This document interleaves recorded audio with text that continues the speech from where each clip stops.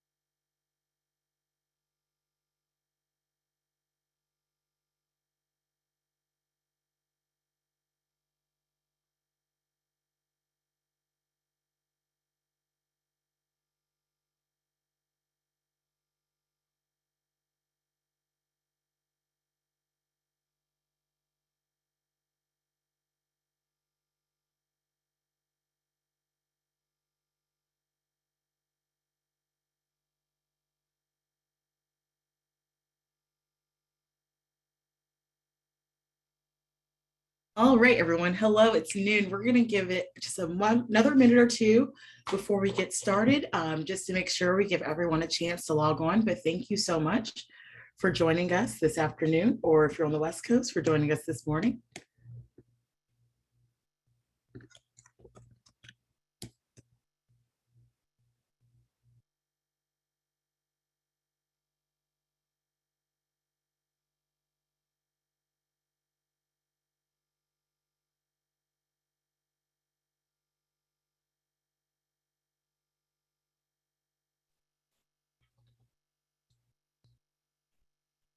Hello, everyone. And for those just joining, we're going to give it about 1 minute to give everyone a chance to log on today. But thank you so much for joining today's webinar.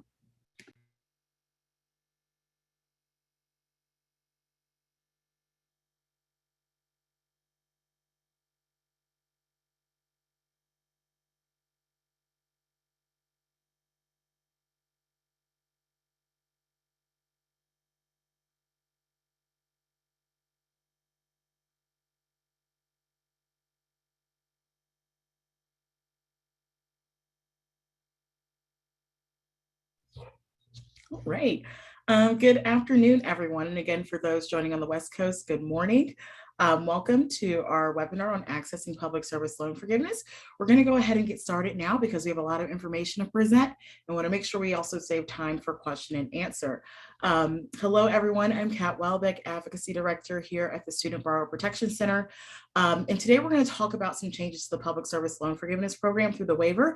I am also joined by my wonderful colleague, Amber, who's on the line, and she's actually going to be going through the Q&A and answering some questions, so we can compile the questions, and later when we get to the end of the program, we'll answer those live. So she's going to take them, see them by theme, and then we're going to answer them towards the end. So throughout this presentation, feel free to drop the questions that you have in the chat.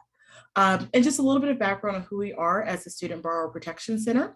We're a national nonprofit organization that's solely focused on alleviating the burden of student debt in this country. So how do we do that? We engage in a mix of advocacy, policymaking, and litigation strategy, all aimed at reining in industry abuses, protecting student loan borrowers' rights, and advancing economic opportunity for the next generation of students. And so, again, really excited to talk to you all today. And one more note on Q&A, because we still have people joining us live. Please, throughout the presentation, if you have questions, feel free to drop them in the Q&A. My wonderful colleague, Amber, is on the line, and what she's going to do, she's going to compile questions as we go through. So feel free to drop them as we go through, and we'll answer them all at the end. And while today's presentation is mostly on public service loan forgiveness, we know that a lot of people have this question on their minds with President Biden's cancellation plan. So we're going to briefly talk a little bit about that before we jump into more specifics about the public service loan forgiveness program, because we want to make sure that we get those questions answered as well. As I think most of us know, towards the end of the summer, President Biden announced that the Department of Education will cancel up to $20,000 of student loan debt for people who used a Pell Grant to pay for college and up to $10,000 in debt cancellation for all other federal student loan borrowers as long as they earn less than $125,000 per year per individual or $250,000 per household. I don't know, many people may have heard this weekend, a beta test of the actual application opened this weekend. And so some people have already started to apply for the cancellation. You can still do that with the beta site, even as we wait for the official site to open. The Department of Education is also accepting applications during this beta site. And so really important to note in order to get in queue for this cancellation. This is a really historic plan that the Biden administration has announced that is going to provide really critical relief to millions of people who have student loan debt. And we know that as many as 20 million people will see their debt canceled entirely. And so I just wanted to talk about this announcement really briefly before we jump into PSLF, because oftentimes we get questions about cancellation. So also wanted to let you all know about these updates to cancellation. But to start, we're going to talk about public service loan forgiveness. And so what I'm going to do with this presentation, we're going to start talking about how this program was created and how it's functioned until recently. And then throughout the program, after talking about how the program generally works, talking about some of the historical problems with the program, we're going to then talk about this current waiver period that goes through October 31st of this year. And so Congress created the Public Service Loan Forgiveness Program in 2007 to help public service workers who are struggling with student debt, and then also to make sure that future students and graduates wouldn't be deterred from entering public service by fear that they would have a huge student loan balance. So put simply, public service loan forgiveness, the promise is pretty simple. If you work in public service for 10 years and you make your student loan payments, after 10 years, the remainder of that student loan balance is going to be forgiven. That is going to talk about the history of this program and how it actually works has been a little bit more complicated than that. And so first, again, we're going to talk about how the program typically works. Then we're going to talk about what some of the issues have been with this program. And then we're going to go through how you can use these last 2 weeks of this waiver program to get more credit towards public service loan forgiveness. Okay, so how does public service loan forgiveness actually work? So more simply than working in public service for 10 years, there are normally 4 specific criteria that you have to meet. So first, you have to have a direct loan. That's one of several federal student loan types. We're going to talk a little bit about what type of federal student loan you might have. Second, you need to be in the correct repayment plan. For this program, that is generally an income-driven repayment plan. Third, you need to work in a public service field. And then finally, you have to make 120 qualifying payments. And so that's 10 years worth of payments. And we're going to just drill down on each of these a little bit in a second. Okay, so first, only direct loans qualify for public service loan forgiveness. Direct loans have been the main federal student loan since 2010. So if you took out a student loan since then, it likely qualifies. But if you have an older loan, a federal family education loan, oftentimes called FEL, FFEL, or a Perkins loan, those do not qualify. What you can do, though, is consolidate those loans into a new direct loan, which is like refinancing with the federal government, and it pays off your old federal loan and then replaces it with a new federal loan. Under the normal program, when you do this, you lose any credit for forgiveness that you earned on the old loans that you're consolidating, since you're essentially taking out a new loan. And we're going to talk about this in just a minute. But during the special waiver period that goes through October 31st of this year, that isn't necessarily the case. So it's important to know that under the normal program, most people are blocked out just because they have the wrong type of loan. So in addition to having a direct loan, you also need to be in the right repayment plan, which is generally an income-driven repayment plan or an IDR plan. You're going to hear me say income-driven repayment, IDR, and I'm going to use them interchangeably. IDR is just an income-driven repayment plan. So again, on an IDR plan, it does not matter how much you're paying. It's just that you are in an income-driven repayment plan. And one thing, these plans go by several different names. So your IDR plan might have a name like income-based repayment, IBR. It might be an income contingent repayment, an ICR plan. It might be pay-as-you-earn, PAYE, or repay, REPAYE. And so some other payment plans can qualify in certain instances, but in general, you're going to want to be in an income-driven repayment plan. Third, to get public service loan forgiveness, you need to work in public service. It's a very important part of this program. The focus, though, is on your employer, not your role. So you can work at a government organization, so that covers most city, state, and federal employers. You can work at a 501c3 nonprofit or certain other nonprofits. One thing to note though, you have to work full time. And so the Department of Education defines full time as 30 hours a week, or what your employer considers full time if it's more than 30 hours a week. Also, those 30 hours can be compiled with more than one employer. So for example, if you're working part-time for multiple qualifying employers, you can add those times together to get to that 30 hours a week. Finally, you have to make 120 of these qualifying payments. And a qualifying payment is a payment on the right loan, the right payment plan, and during your correct employment, and that is qualifying employment. The payments have to be made in full and on time. And if you leave, but one thing that's really important to know, if you leave public service and come back, you can continue to accrue credits and don't need to start over. So the payments and the time in qualifying employment do not need to be consecutive. Also, there's some effects of COVID-19 on the Public Service Loan Forgiveness Program. First, payments that loans that are getting the payment pause, so those loans that are owned by the federal government, each month of suspended payments counts towards public service loan forgiveness. So during the payment pause, where payments have been paused since March of 2020, each of those months counts towards your 120 total payments, which is really great. However, you need to meet the other criteria. And the most important one is working for a qualified public service employer. Okay, so we're talking about how the program typically exists outside of this waiver period that's going on for the next 2 weeks. We're going to talk about how we got these changes and why. So as many people may have heard, or if you've ever encountered the Public Service Loan Forgiveness Program, this program has had a lot of issues. So initially, the initial rejection rate was 99%. People were often being denied because they had the wrong loan or weren't in the right repayment plan or some other technical reason that had nothing to do with whether or not they were actually working for 10 years in public service. And as you can imagine, this was a really big problem and really discouraging for people because, again, people took on this debt. They had the expectation of working 10 years in public service and getting their debt canceled. But for all these administrative, they were met with a lot of administrative hurdles. And so the program wasn't living up to its promise. And so what we saw is last summer, the Department of Education, for the first time ever, opened a request for information and asked student loan borrowers to tell them about their public service loan forgiveness experience. So the idea was, and by President Biden saying, I want to fix the broken student loan system, the Department of Education was looking at what are some of the programs and how are they working for borrowers. And what we saw over that 60-day comment period, nearly 50,000 people told their stories about how this program wasn't working. And so what we saw is that within weeks of this request for information, we saw the government respond to the people and say that there's going to be a special waiver to address many of the issues that were raised by borrowers who filed these complaints or who filed comments in the request for information.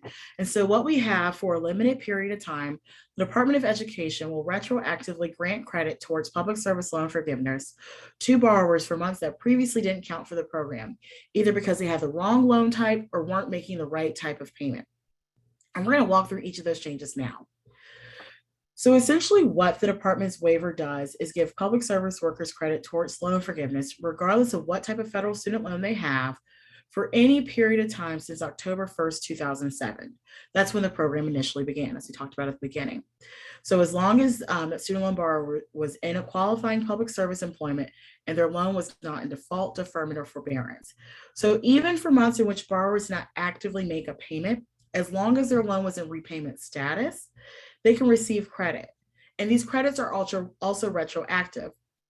So borrowers can receive credit for past payments that were previously ineligible. So in short, for any month since October 2007, again, that's when the program began, that a student loan borrower had any type of federal student loan, worked for a qualifying public service employer, and was not in default, deferment, or forbearance, that borrower can receive credit towards the 120 required months for loan forgiveness under public service loan forgiveness. Also, one really quick note. As with public service loan forgiveness, the income-driven repayment program has not lived up to its promise of delivering debt relief. In April of this year, also, the Department of Education announced that it would review the income-driven repayment process and count some periods of forbearance and deferment.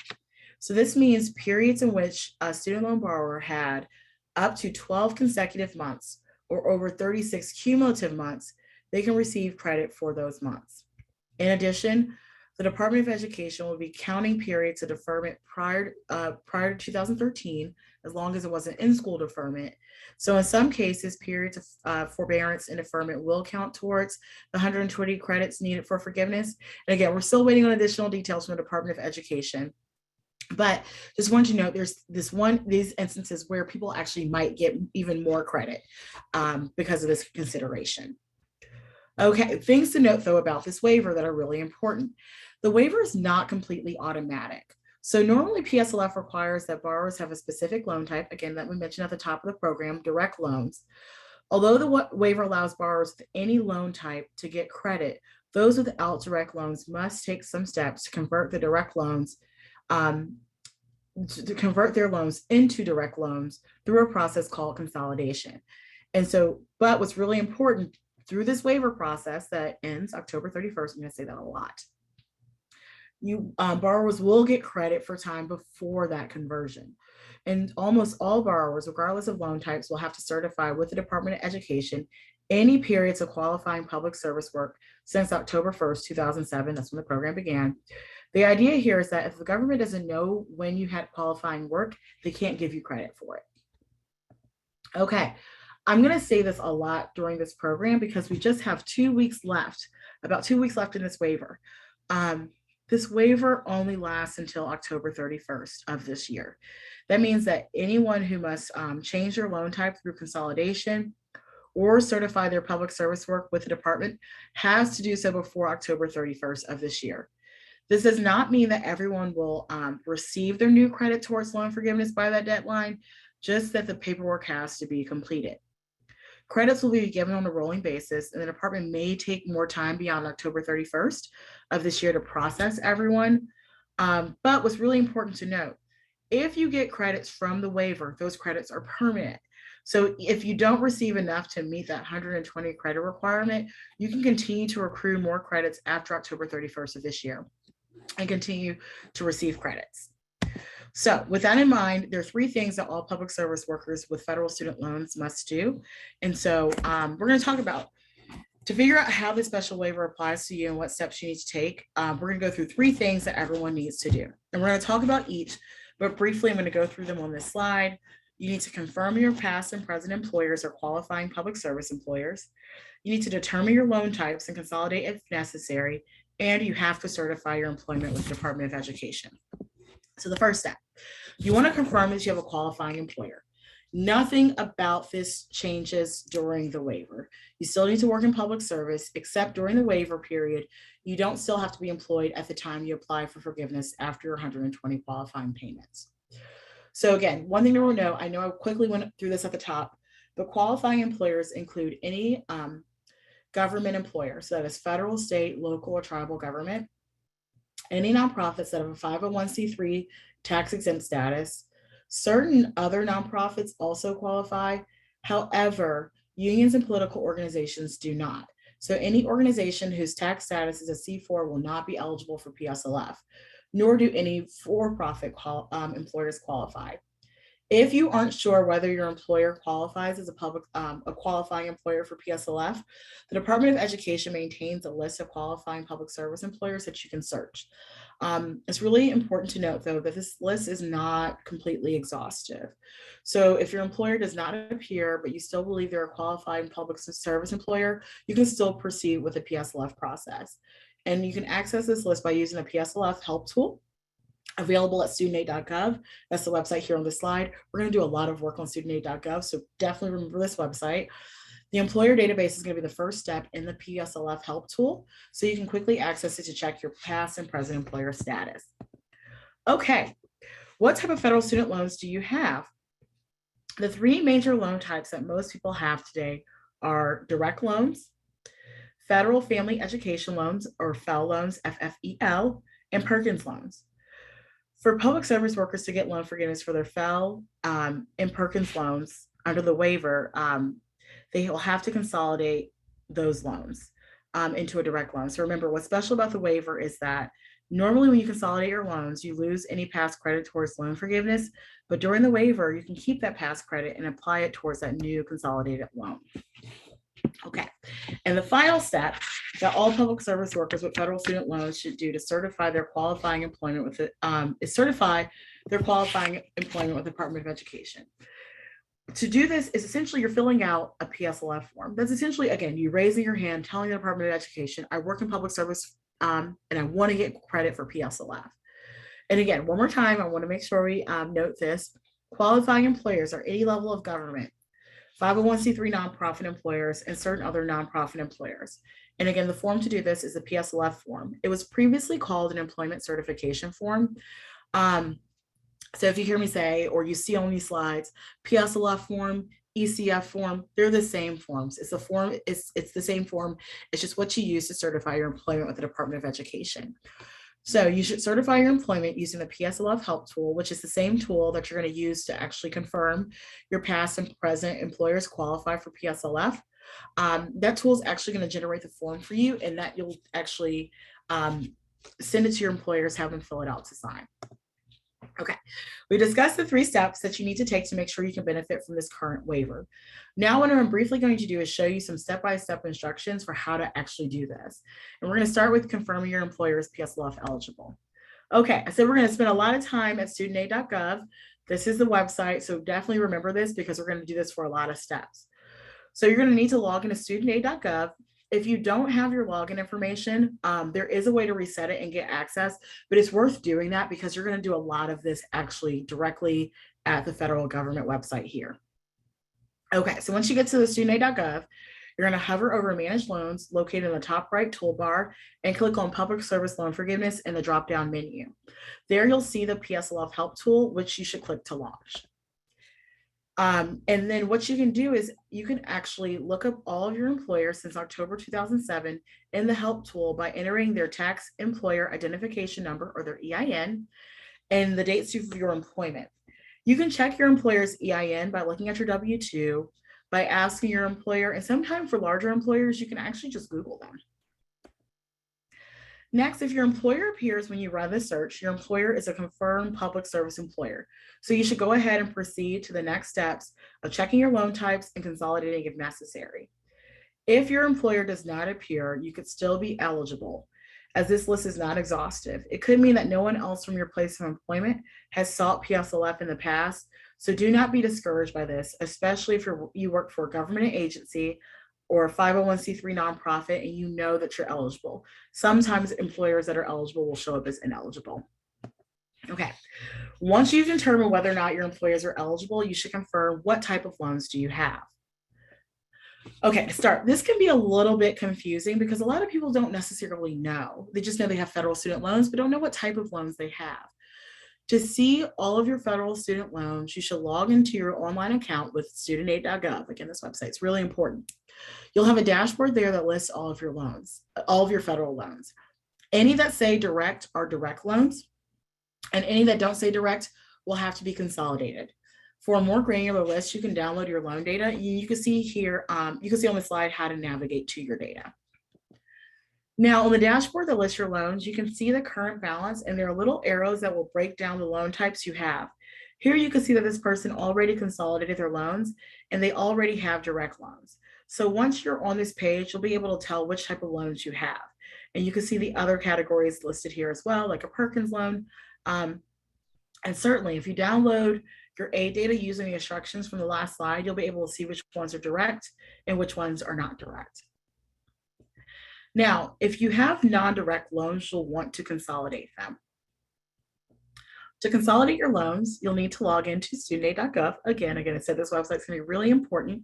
You're going to go back to the Manage Loans section located in the top toolbar and click on Consolidate My Loans in the drop-down menu.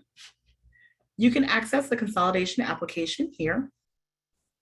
It's then going to guide you through the steps you need to take, which include selecting which loans you want to include in the consolidation, confirming the amount and rate of the new loan, selecting your payment plan and servicer, and then signing for the loan. Now, here is a tip specific to the waiver. If you have a mix of older and newer loans, so some would be closer to the 10 years needed for forgiveness under PSLF, If you consolidate all the loans together, the new loan will be awarded as much credit towards forgiveness as your oldest existing loan. So if you consolidate old and new loans, when the consolidated loan is ultimately forgiven, the entire loan amount will be forgiven. This is useful for people who have older FFEL loans but newer direct loans. You also might not think to consolidate your direct loans because they already qualify, but if you do consolidate them, they could be forgiven on the timeline set by the older FFEL loans. Remember also, for the regular PSLF program, you need to be enrolled in an IDR plan. So when you're consolidating, it's a good idea to select one of the IDR plans as your payment plan. And again, these go by different names. So some of them might be an income-based repayment plan, IBR, an income contingent repayment plan, ICR, PAYE, P-A-Y-E, and REPAY, R-E-P-A-Y-E. These payment plans within income-driven repayment are all different, and there is a payment calculator tool that will help you choose the right plan among these four that is best for you. And again, also to note, because we're getting close to the end of the waiver and we're going to go back to the old PSLF rules, remember you'll need to be enrolled in an income-driven repayment plan to continue to accrue credit. So just a note as we get closer to the end of the waiver period. Also, really, really important to note, I want to mention here that there was a recent change to the cancellation announcement from President Biden. As of September 29th, people with commercial FFEL, those commercial FFEL loans or Perkins loans held by an institution are no longer eligible for cancellation under the debt relief announcement from August. All borrowers who consolidated before September 29th do not need to worry about this.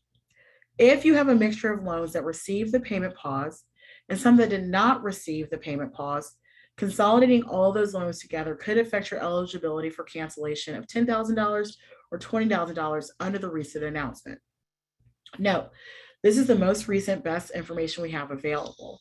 If this is your situation, we will be hosting 2 upcoming webinars on this topic. So one on the 20th of October, so that's this week, and one on November 3rd. And you can sign up on our website at protectborrowers.org under events. Okay, finally, let's talk about how to certify your employment. Okay, we're back at studentaid.gov. Again, this website is really, really important.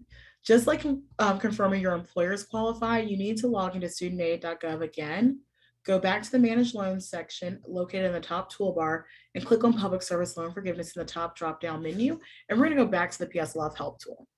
This probably looks familiar from earlier because it was the first step in the Help tool. It's gonna be the same place where you actually go to confirm your employers. So you'll go ahead and add your employers. Then the PSLF Help tool will guide you through the next steps, including identifying which loans you want to include for public service loan forgiveness. Once you complete each of the tool steps, it's going to generate a form that you can use to certify your employment. Again, this form is called the PSLF form, and it's a form you must submit to receive the benefits of the PSLF waiver. Once you have the PSLF form, you will need to have any employer you are claiming as a public service employer sign the form. Once the form is signed, you must submit it to the designated federal student loan servicer for processing to make sure you get the maximum benefit you qualify for. Everyone must submit a new form that reflects all of their qualifying public service work by the October 31st deadline of this year to benefit from the waiver. So it's 2 weeks. That's 2 weeks from today. If you worked for a nonprofit that is now closed, or you have an employer that is refusing to sign this form, there is a box on the form that you can check to say that one of these is the case. So if you encounter one of these issues, there are ways around it. Also, to send in the forms, you're able to fax or mail them in. The correct mailing address and fax number will be located on the last page of the PSLF form. Okay, we just talked how to use the PSLF Help tool. However, and for most borrowers that is going to be the best option. However, some borrowers might start using the tool and find that for some reason it prevents them from proceeding. One reason this might happen is that if you're the first person from your employer to apply for PSLF, in which case they may not have your employer listed in the database as eligible. In this instance, you might get a notice that you have to wait 30 to 60 days for the Department of Education to review and approve at your employer before you can proceed. And there might be other reasons. But at this point, with the October 31st deadline 2 weeks away, you don't have 30 to 60 days to wait. So instead, what you can do is download the PSLF form PDF and fill it out manually. The form can be hard to find on studentaid.gov, but If you Google MOHELA, remember that's the dedicated server for PSLF, student loan servicer for PSLF, you'll find the PSLF page, which you can see is here on the left. If you click the employer box in the red, it'll bring you to the page on the right where you can download the form on the right and also in red. Then you fill it out and you have your employer sign it and return it per the instructions. Wherever you get the form, just make sure you're using the correct one. We don't expect them to change the form again before the deadline, so you can confirm that you have the right form by checking that it hasn't expired. And you can see here on the left at the top right corner of the form, it shows an August 31st, 2023 expiration date. And also by confirming that the instructions direct you to submit the form to MOHELA as a dedicated servicer. Okay, so what is the process then for getting forgiveness? This is the general process, but it applies for the waiver too. MOHELA is currently the exclusive servicer for public service loan forgiveness. However, all PSLF accounts are in the process of being transferred over to MOHELA. So borrowers seeking PSLF need to send the PSLF form to MOHELA, which will do a preliminary review of loan eligibility. If you have a qualifying loan, your loan will then be transferred to MOHELA for servicing, at which point it will run through the other criteria such as employment and qualifying payments. Unfortunately, there have been a lot of problems with people finding out too late in the game that they thought they qualified, but they had something wrong. For this reason, we advise that you submit a form as soon as you're interested in public service loan forgiveness, and then do it each year until you qualify for forgiveness. And also that you do it again each time you change public service employers. You don't have to do this. You can document everything after 10 years, but this way you have a greater chance of catching issues earlier and dealing with them then. The Department of Education has stated that they're continuing to review PSLF cases on a rolling basis, so there's no exact timeline for when you'll receive notification from them. Now we're going to talk about really quickly about some common issues that borrowers have faced related to the waiver and how we can address them. Okay, when you submit your PSLF form or your employer certification form, it's important that you make sure the form is easy to read. If your employer has written over the form or tried to correct things after signing the form, you should go ahead and request a new clean application from them. Often, if anything is crossed out or written over, like you see in this picture, the form will automatically be rejected, or the time you work for this employer will not be counted with your other applications. Your application could be delayed or it could be rejected if you submit the form as is with the scribbling from your employer. So requesting that you complete another form could save you a lot of time. When borrowers complete the PSLF help tool, the form suggests that you must take your loans out of administrative forbearance under the payment pause, stating the following under the subheading, get out of deferment or forbearance. This can be a little bit confusing. Because student loans are placed in an administrative forbearance under the payment pause and pause payments continue to count towards PSLF, you do not need to stop postponing payments in order to make qualifying payments. Although the form goes on to state that a borrower does not need to remove their payments from the payment pause, we understand how this language can be a bit confusing.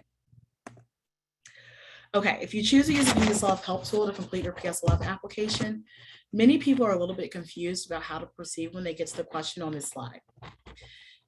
If you think that you've already made more than 120 payments, the PSLF help tool might not let you choose that option. And guess what? That's totally okay. Just ignore it and choose no, I haven't made 120 qualifying payments and move on. Do not let this step hold you up from taking the necessary steps to receive the benefits of the PSLF waiver. No matter what you select, your account will still be reviewed in full by the Department of Education. Finally, from what we've seen, notices with inaccurate PSLF payment counts have been one of the biggest sources of confusion with the PSLF help tool. So if you're consolidating an older file loan in order to take advantage of the PSLF waiver, you'll receive a letter after your consolidation is complete, noting that you have one qualifying PSLF payment. Don't worry when you receive that letter. Here's what's actually happening. This is an auto-generated letter that's hard-coded to review under the standard PSLF program that we reviewed at the beginning of this presentation. When you consolidate your loans, you'll be asked if you're doing so to take advantage of the waiver. If you'll be asked if you're doing so to take advantage of PSLF. Since you're consolidating for the purpose of PSLF, you'll say yes. And after your consolidation is complete, MOHELA will notify notify the Department of Education, who will review your account to determine how many qualifying payments you have made towards the PSLF waiver. You'll then receive a second letter from OHELA saying how many payments you have towards the waiver. As I mentioned before, this process can take a couple of weeks to a few months to complete because the Department of Education is doing these in batches. So there's no concrete timeline for when you might receive notice. All right, and then just a couple of really important takeaways before we jump into Q&A. Okay, first, credit is going to be given towards months during which any loan type was in repayment since October 1st, 2000, during which any federal student loan type was in repayment since October 1st, 2007, when this program first began.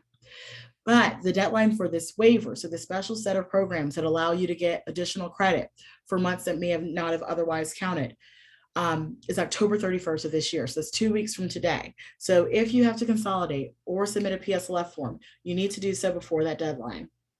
The steps that you need to take, you need to confirm your employer to make sure that you have a qualifying employer for public service loan forgiveness.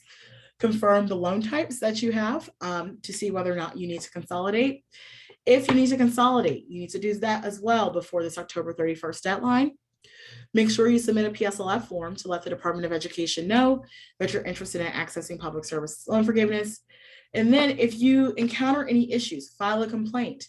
And then also watch out for scams, because we know a lot of this information can be confusing. So really making sure that you're getting this information from a trusted source. Okay, with that, we're going to use the remainder of time for questions. So I'm going to stop my screen share, and my colleague Amber and I are going to jump right in. All right. Hi, all. Thanks, Kat. That was amazing. I'm just going to jump right into questions. First off, I think this will head off a lot of other questions. Will we be sharing a copy of this presentation? That is a really great question, Amber, and thank you so much for all the work compiling all of these questions. We know we got a lot of great questions. Yes, we will share a recording of this presentation after the presentation. So within the next week, you should get a copy of this presentation. Also, if you have questions as well, we have a website, forgivemystudentdebt.org. You can go there to find additional resources about this program. So if you still have questions after this, we have an FAQ section that goes through questions both about public service loan forgiveness and also questions about the waiver. Also, a really quick note before Amber gets into the next question. I see some people have raised hands. We do not have an audio component for participants to ask questions. So if you do have a question, please submit those questions in the Q&A so Amber can see them, and then we can try to compile them into the Q&A that we already have. All right, thanks, Kat. Next up, more substantively, I have a FFEL consolidation loan. Does this qualify? That's a really great question. So for example, if you logged into your federal student aid account and you looked at your loan types and one of them says you have a FFEL loan, really important note, for this waiver, you want to have a direct loan. So people, if your loans do not say direct loan, you are one of the people who's going to need to take steps in order to take advantage of this waiver. But for people who have FFEL loans specifically, we are hosting another webinar this week to help answer these questions we have about people who have FFEL loans. What are the steps they need to do to take advantage of the waiver specifically, but also cancellation. So again, those dates are October 20th and November 3rd. And so you can find more information about that on our website, protectborrowers.org/events. Awesome. And following up on that, what if my consolidation isn't processed before October 31st? Wow, that's a really great question. And I'm going to repeat this too, because I know some people also might have similar questions about getting their forms in. You want to take these steps to consolidate before October 31st. So make sure you start your consolidation. We understand consolidation can take a couple times. Sometimes it can take, 4 to 6 weeks. Sometimes it can take about, upwards of almost like a month's time. So likely if you're consolidating now, that consolidation will not be complete before the waiver deadline is in 2 weeks, but it's more so about getting yourself in line. If you take the steps to consolidate and submit that PSLF form before the deadline, the Department of Education will count that in time. So again, your consolidation at this point likely will not be complete before the deadline if you start consolidation today, but the Department of Education is more so saying, did you take those steps before that October 31st deadline? Very good question. Yeah, these are great questions, guys. Um, if I was employed in public service but unable to make payments, will that time count under the waiver? And then it's a two-parter kind of. So what if I was employed in public service while still in school? Will that time count? These are really great questions. Okay, and we're gonna answer them in two parts, but they're gonna kind of relate it.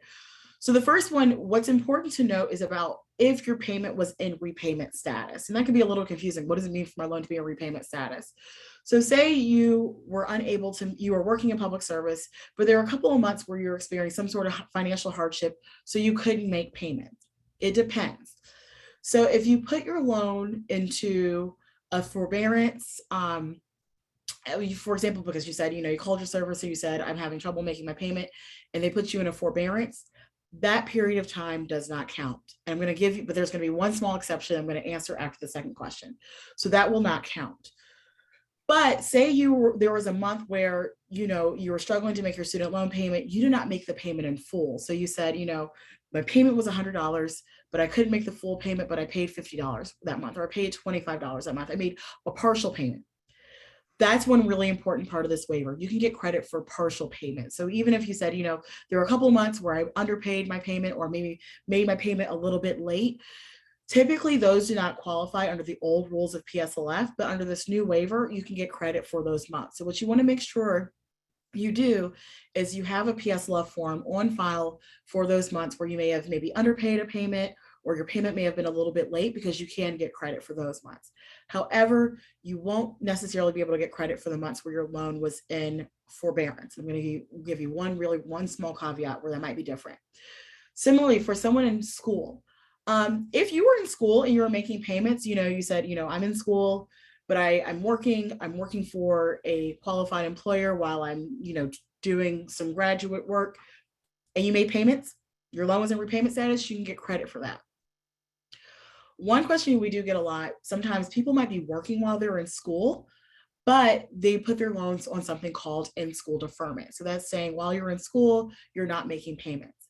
If your loans were on in-school deferment, you will not get credit for those months. However, if you were making payments while working for a qualified employer in school, you can get credit.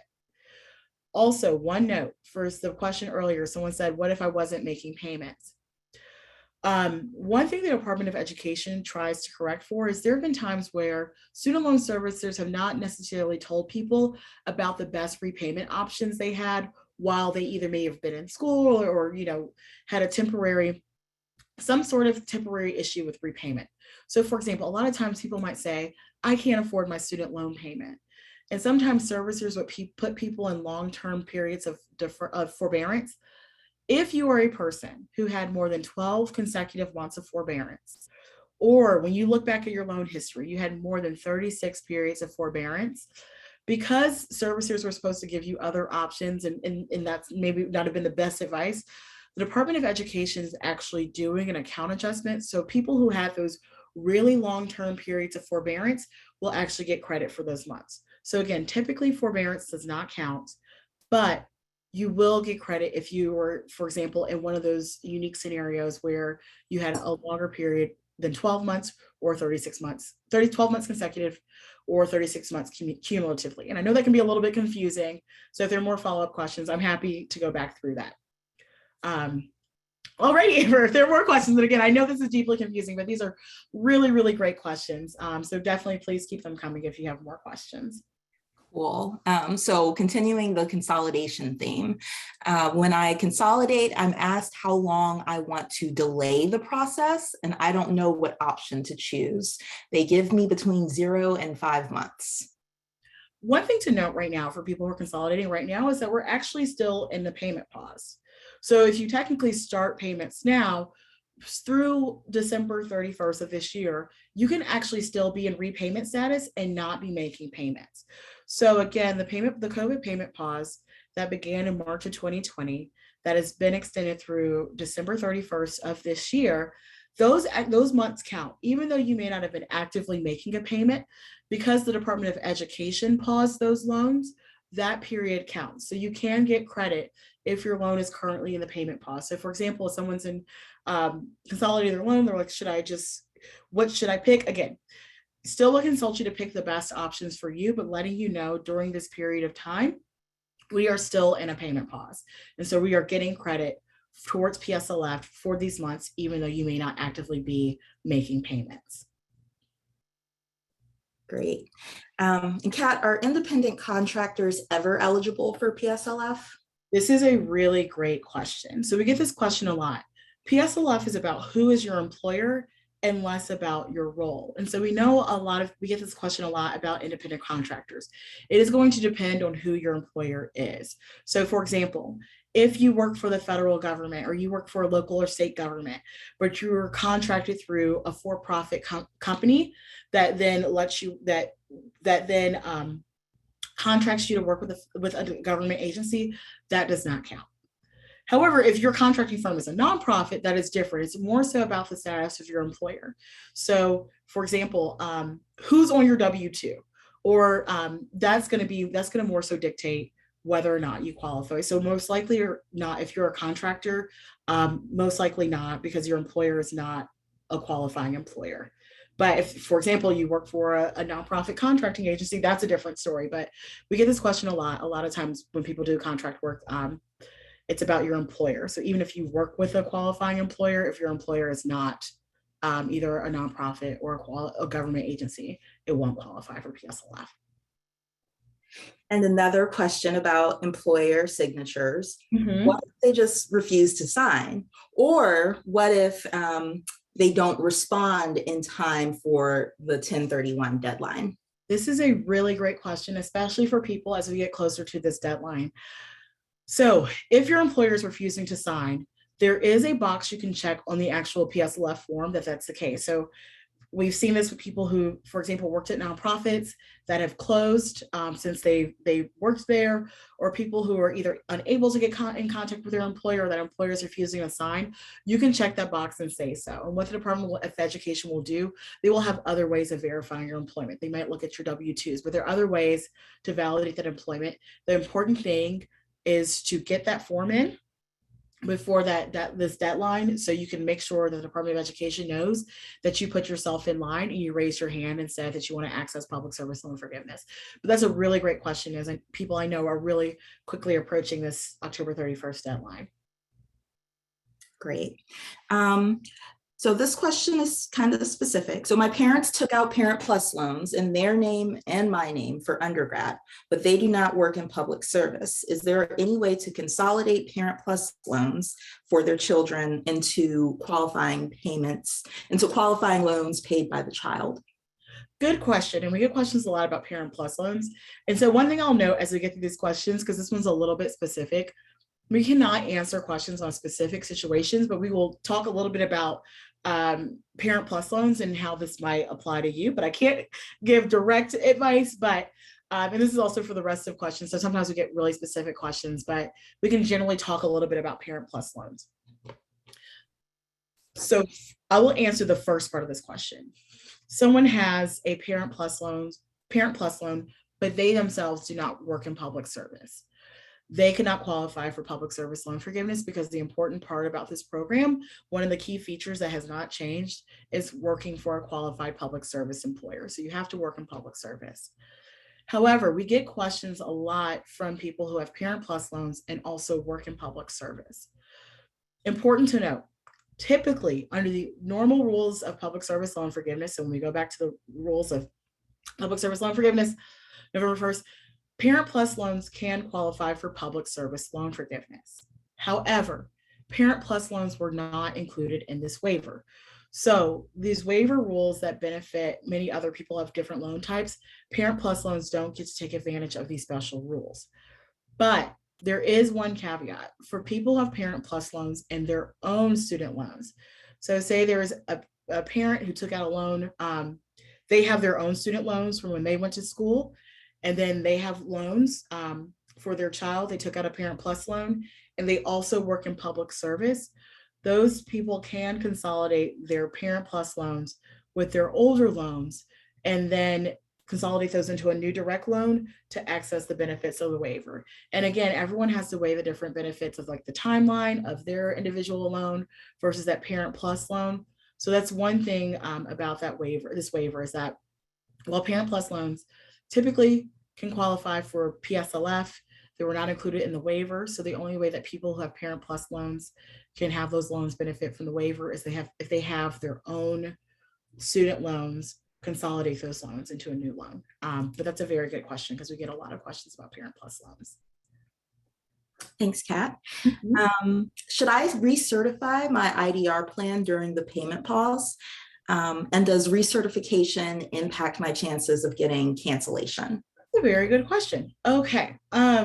So you do not have to recertify your income-driven repayment plans yet because we are currently still in the payment pause. So you will continue to get credit towards PSLF for the months that we're in this payment pause. But also understand that after October 31st, some people will need to enroll in an income-driven repayment plan to continue to accrue credit for PSLF. So that is something to consider. And I know sometimes people might have questions about income changes and how does that apply for cancellation. One thing to note about the cancellation announcement is that income for cancellation is going to be based on your adjusted gross income for 2020 and 2021. And so that's also not this year. So to answer that somewhat, it should not, because again, cancellation will be based on your income from either 2020 or 2021. But this is an important note for people who are doing the waiver and realize they want to continue to accrue credits after October 31st. You will need to be enrolled in an income-driven repayment plan to get access to public service loan forgiveness, because that is one of the requirements of the program. And that's going to change back to the old rules when we hit after October 31st. Also, a really quick note, as we get some questions about cancellation, all very good questions.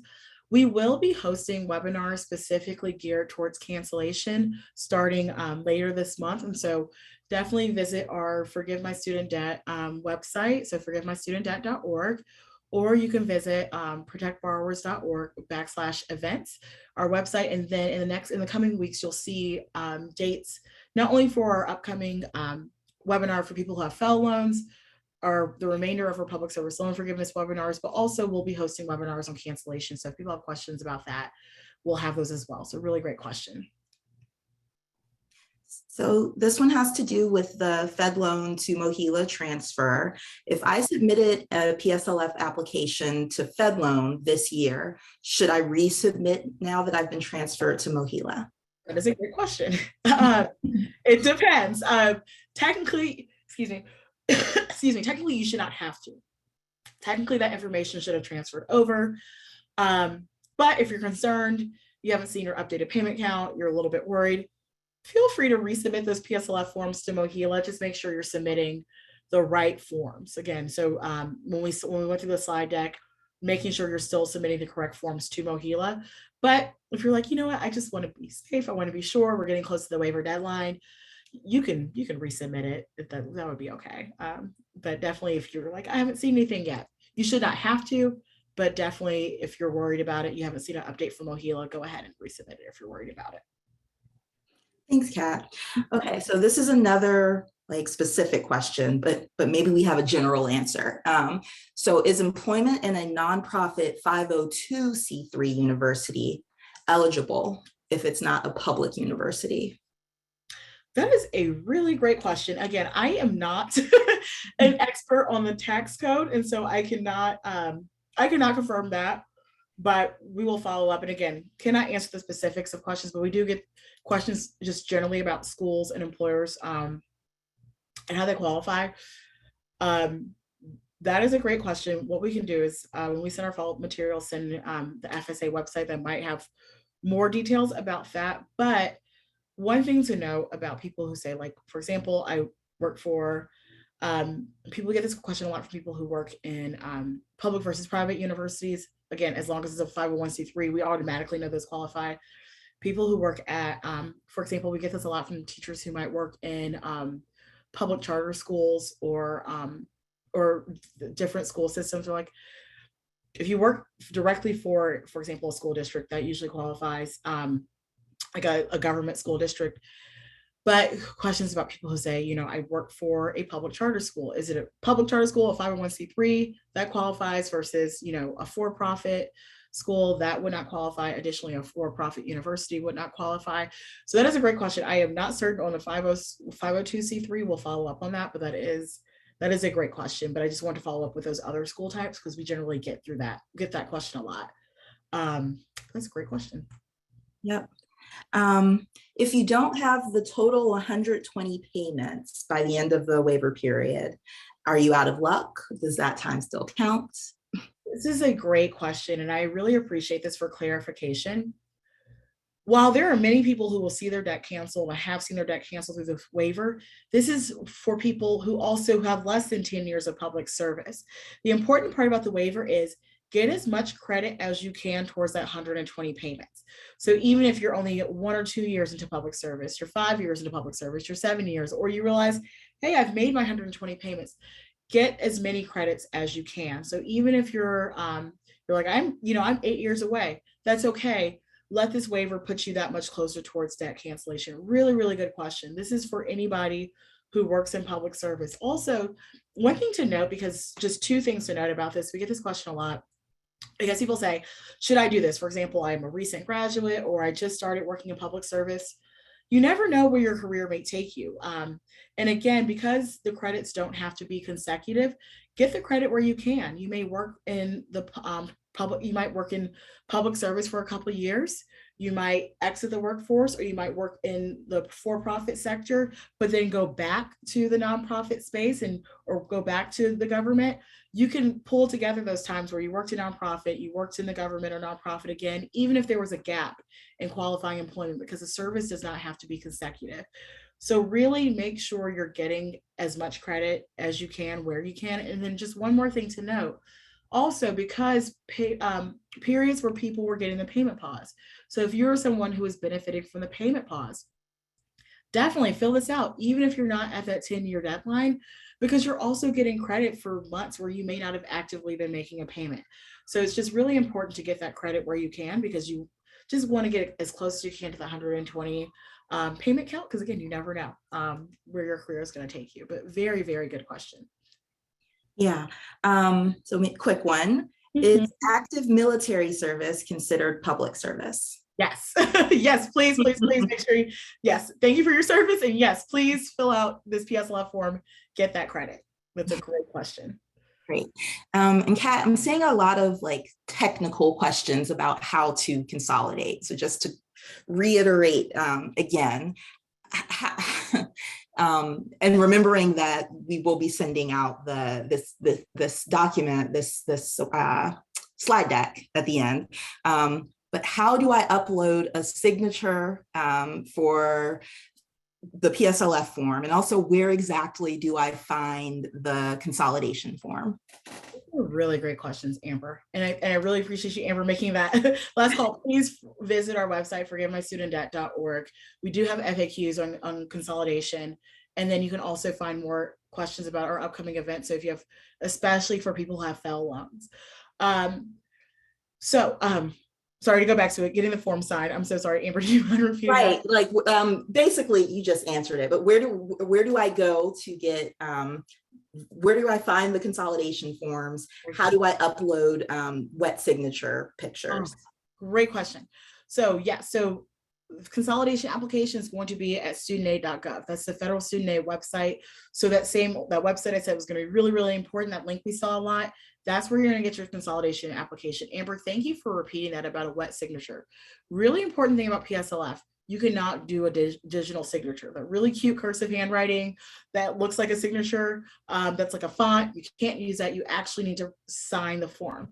So, once you get the form, either through the PSLF help tool or you get it on MOHELA's website and you download it, you're actually going to want to physically sign it. You can scan it, upload it, send it to your employer, and also send a note to them, because I know we're pressed against time. Send a note to your employer to say, hey, this does not accept digital signatures. Remind them to make sure they give you a wet signature. And then if MOHELA is already your servicer, you can upload it online. If Mohila is not presently your servicer because you're still in the process of being transferred over because you need to submit your PSLF form, you can mail it or you can fax it.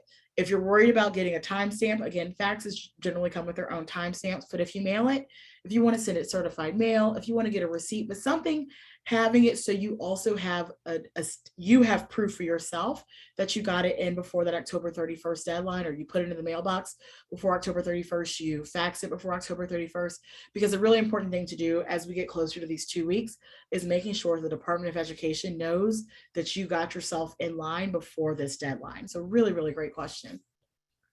I know we are almost at time, but here's an opportunity for another forgivemystudentdebt.org plug.